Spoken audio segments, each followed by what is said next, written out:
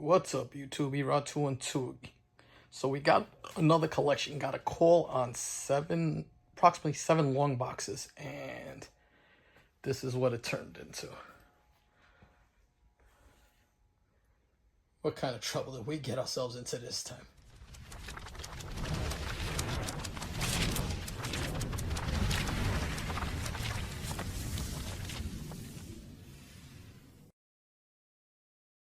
All right, so as you saw, that was what the collection looked like.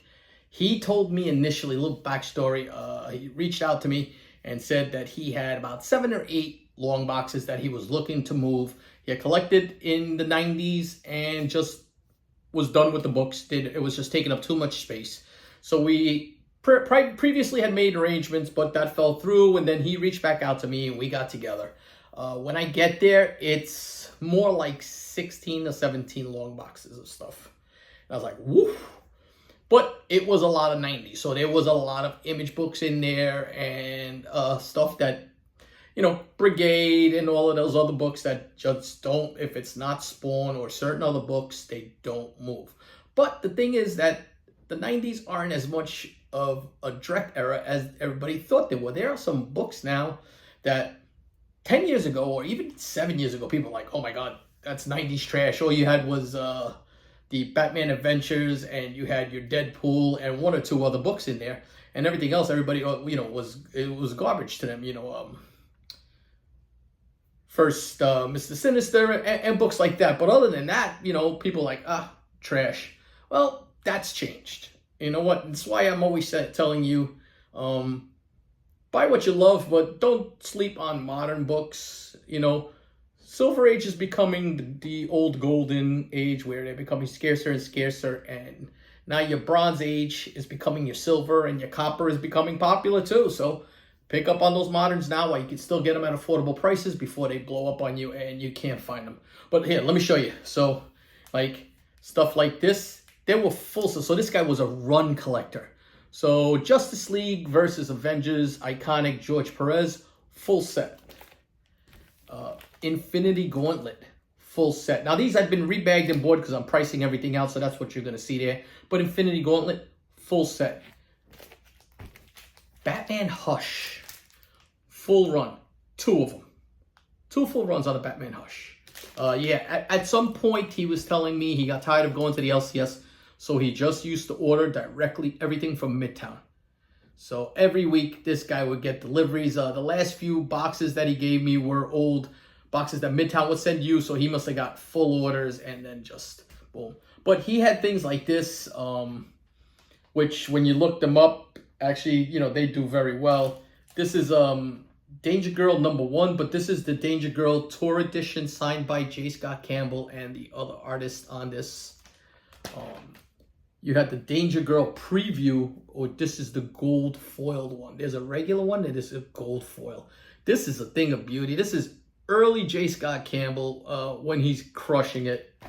Had a nice run of Wolverine. So you got that iconic Deadpool Wolverine. And thing with his books, man, he must have read them once and put them away. They were near mint. Everything is in really, really high grade.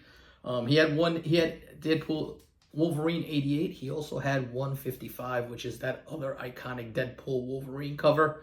Both of these books, really nice. He had the Captain America Brewbreaker run. So yes, we have first appearance of the Winter Soldier. Great book. That to me is such an undervalued book. It's still, pricey. It's that $90-ish book, but what that book meant to comic books, Bucky being gone from stories for so long, just being brought back in memories or fake Bucky's, to bring the actual character who was dead forever since World War II and bring him back to comic books, iconic.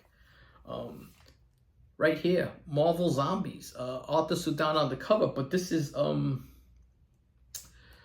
Robert Kirkman work when he was on Marvel. Amazing Spider-Man number, and I'm sorry, I must have covered up the price, but this is the first appearance of, it's $570, the Anti-Venom. Not the second print, which is a super expensive book, but this is still a great book to pick up.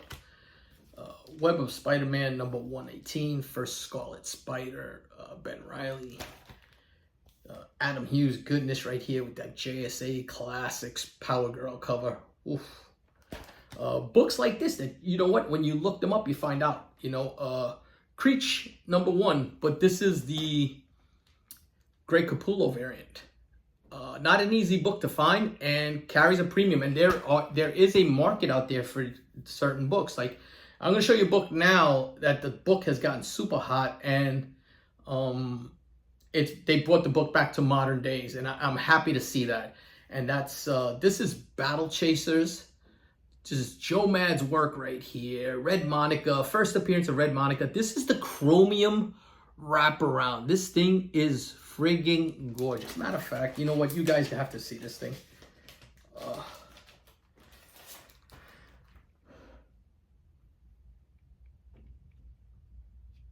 Oh, my God. But take a look at this book. Check out the prices on this book in a 9.8. It's another book that just, wow. And, you know I say it ad nauseum, but your video games, and a lot of those books were done then, like Metal Gear Solid, number 1. Good book to pick up.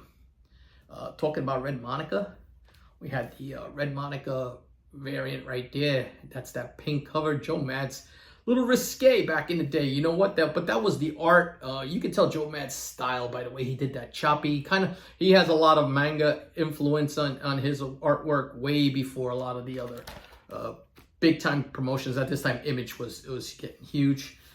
There were 2 copies of that there, so I was real happy to find those in there. Batman Harley Quinn was in there. Oof. First appearance of Shuri was in there. Batman Adventures Mad Love. So early Harley Quinn appearances. Unfortunately, his Batman Adventures run started at issue 15. So, but that would have been the big boy book out of this whole series. But even so, first appearance of the Red Hood. Here's another video game book, that crazy Castlevania number 1. Look for books like that out in the wild. You're out there bargain hunting or something. Guys might not know about these books. Books for you to get. There were 2 copies of Infinity Gauntlet when I looked at them. So you know what? I put one in a set, and then I just happened to look at the other one. And when I looked closely, it's signed by George Perez. Whew, my God. What a beautiful, beautiful book. That's probably going to go, because it's really clean, it's probably going to go to CBCS for signature verification. I actually have like 6 or 7 books that I have to send there. I've been lazy with the way CBCS has been and everything lately, just to get these books out, but they do need to get out. And then there was a gorgeous, gorgeous copy of Young Avengers number 1. And finally, we're going to close it out with a super clean copy of Batman Beyond. Some of these books will be going out to CGC, but they're all going to be available. If you have any interest, just hit me up on social media, send me an email, expresscbp@yahoo.com, and we can discuss it. I appreciate you guys checking it out. I got lucky with this collection. I mean, don't get me wrong, there is a lot of filler in it, and that's the thing. So now you have to have space for that filler.